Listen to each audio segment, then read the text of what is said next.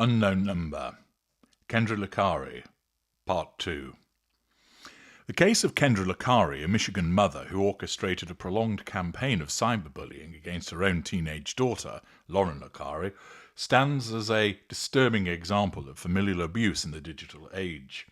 Over a period spanning more than a year, from late 2021 into 2022, Kendra sent thousands of anonymous, harassing messages to Lauren targeting her insecurities about her appearance, relationships, and self-worth. These messages escalated to explicit threats, including encouragements to commit suicide, all while Kendra positioned herself as a supportive parent aiding in the investigation. This duality, perpetrator and protector, highlights a profound psychological complexity that demands analysis. Kendra's actions were eventually uncovered through law enforcement efforts, leading to her arrest in December 2022 and a guilty plea to 2 counts of stalking a minor in April 2023.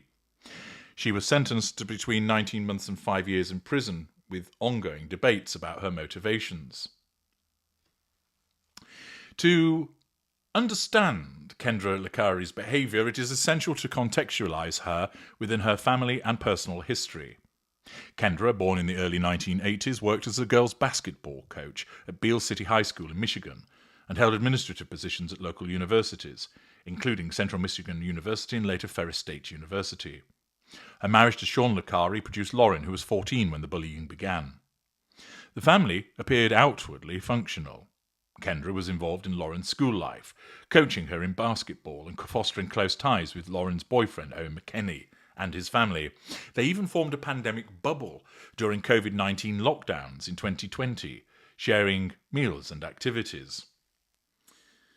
This, however, was clearly a facade, because beneath it lay certain behaviours and certain stressors.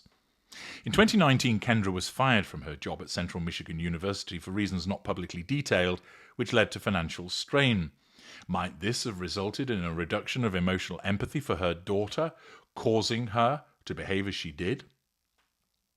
She misrepresented her new salary at Ferris State, contributing to the family's foreclosure and eviction threats.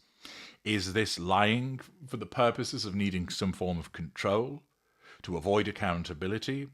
Or was it the desperate act of a desperate person as a consequence of financial pressure? Kendra later cited depression, anxiety, and suppressed childhood trauma, including sexual abuse, as factors in her mental state during sentencing. Is this just the provision of excuses by an individual that seeks control and fuel, or are they legitimate explanations for why she behaves as she did? Was it the case that she was actually a woman under immense pressure, seeking outlets in a life marked by instability? Lauren, described as a shy, high-achieving student and athlete, began dating Owen in middle school, a relationship that coincided with the onset of the harassment. Was this simple coincidence, or was it in actual fact the catalyst?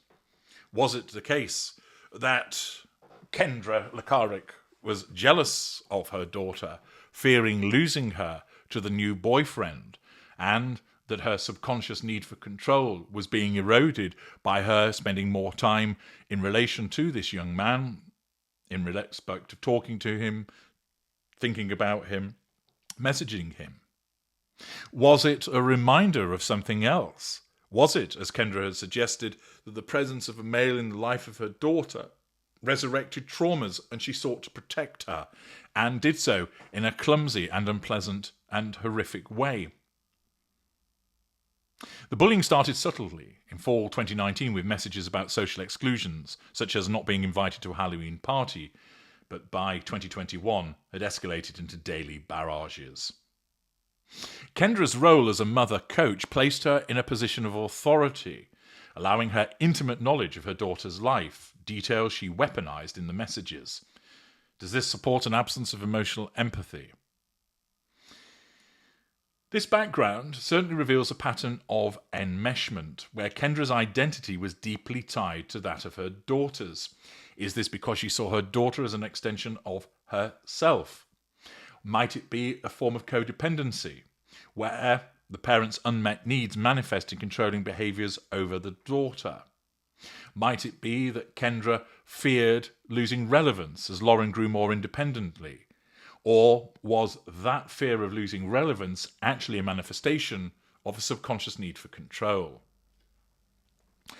Kendra's cyberbullying was methodical and insidious, leveraging technology to maintain anonymity while inflicting maximum emotional harm. This might support an absence of emotional empathy.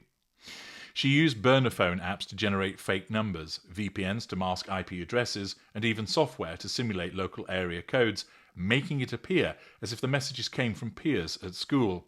This was no one-off accidental act. This was a sustained campaign. Over the course of more than a year, she sent hundreds of thousands of messages, sometimes dozens per day, to Lauren and Owen. Was this a form of malign hoovering, designed to assert control over the non-intimate secondary sources that Lauren and Owen represented, and to draw fuel by way of response? The content was tailored to exploit Lauren's vulnerabilities. Again, is this demonstrative of an absence of emotional empathy, the exploitation of a victim's vulnerabilities? Insults about her anorexic appearance, "You are the ugliest person I've ever seen," mockery of her basketball performance, and fabrications about Owen's infidelity.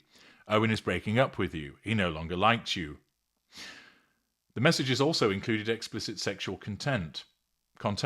Owen wants sex, BJs and making out, and direct suicide encouragements. "Kill yourself, bitch. His life would be better if you were dead." A hallmark of Kendra's behaviour was her duplicity. As the harassment intensified, Lauren confided in her mother, who feigned concern, false compassion, and actively participated in the investigation. Is this a case of firestarter and firefighter, creating the problem and thriving on the attention that comes with it? Kendra joined meetings with school officials, the sheriff's office, and Owen's mother, Jill McKenney, offering to help trace the bully. She even implicated other students, such as a girl named Chloe Wilson, by creating fake Snapchat accounts in their names. This also is demonstrative of an absence of emotional empathy by triangulating these individuals. This helper role allowed Kendra to monitor the impact of her actions firsthand. Was she deriving fuel from the dependence of Lauren on her mother to help and allowing her to maintain control over her? This is a form of relational abuse where harm is inflicted indirectly to avoid detection. It demonstrates a high level of detachment of emotional type and manipulative behaviour, often seen in personality disorders. The investigation involving local police, the Michigan Computer Crimes Task Force and the FBI, uncovered Kendra's involvement through IP tracing in April 2022. When confronted in August 2022, she admitted to the acts. Is that admission genuine? But she cited stress and financial woes, but also denied sending the initial messages, which was a claim contradicted by the evidence.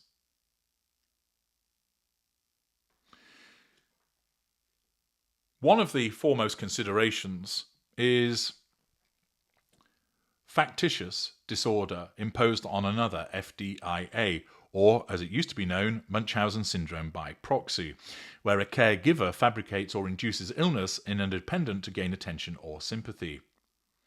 In Kendra's case, experts like Isabella County Prosecutor David Barberi and former Beale City Superintendent described it as cyber Munchausen's, a digital variant where the harm is emotional rather than physical.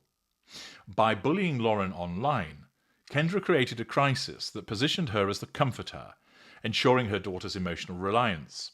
Chilman noted she wanted her daughter to need her in such a way that she was willing to hurt her. This mirrors classic Munchausen syndrome by proxy cases like that of D.D. Blanchard, where mothers harm children to fulfill unmet needs for validation. Attachment theory also applies. Kendra's reported childhood trauma, including sexual abuse, may have led to insecure attachment styles, perhaps anxious, preoccupied, where she feared abandonment as Lauren matured. Cyberbullying could present a maladaptive strategy to keep Lauren close, sabotaging her independence and relationships. There's the possibility, of course, of narcissistic personality disorder, whereby Kendra's coaching role and involvement in Lauren's life suggest a need for reflected glory, which was threatened by Lauren's growing autonomy, an absence of emotional empathy, a preoccupation with the necessity of asserting control over people, acting in an entitled way, being fire starter and firefighter. Might it simply be the case that it was stress and trauma, job loss, financial instability, depression, which exacerbated either latent pathologies or of themselves reduced her present emotional empathy, with the consequence that she fed off the drama, providing a distraction or a sense of control amid the chaos, in the way that some individuals that have high levels of responsibility seek particular harmful distractions as a means of somehow asserting control in the chaos. Might this be the instance of her also, that she was facing so much chaos in her life that she sought control over her daughter as a means of distracting from it? The deliberate escalation of messages to include suicide prompts suggests not mere venting, but actually a real effort to heighten Lauren's distress, thereby increasing Kendra's role as a saviour. This is supported by her active participation in the investigation, which prolonged the deception and amplified her hero status among family and authorities. Might that hero status enabled her to assert control over more people and draw fuel from a greater number of individuals? Family dynamics reinforce this. Kendra's financial lies and job instability indicate a pattern of deception for self-preservation. Her trauma history might have contributed to emotional dysregulation, where cyberbullying served as a maladaptive coping mechanism. The digital medium, unlike overt abuse, allowed detachment.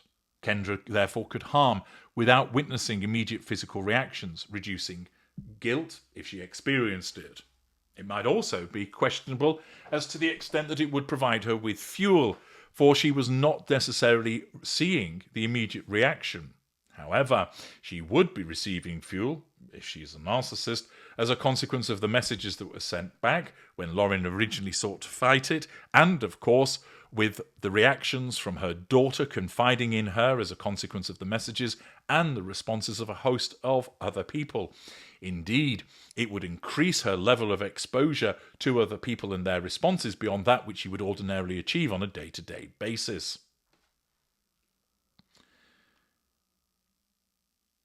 The evidence points to a potential digital manifestation of Munchausen syndrome by proxy, that there's emotional enmeshment amid personal trauma and stress.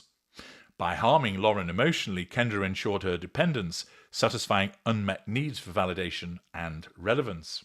Her history of depression, anxiety, and childhood abuse likely exacerbated these impulses, while financial pressures provided a backdrop of instability. There was no formal diagnosis of Munchausen syndrome by proxy, or FDIA, but it was certainly the case that those involved in this matter believed that that was what was taking place. There's certainly evidence that supports this, the manufacturing of a crisis to then step in as protector and receive attention. But might it be something further than Munchausen syndrome by proxy, or FDIA? And also, is it the case that many cases of Munchausen syndrome by proxy are actually narcissistic personality disorder masquerading as something else? I'm going to be considering that possibility and the further evidence in relation to the possibility that she is a narcissist in part 3. Join me there.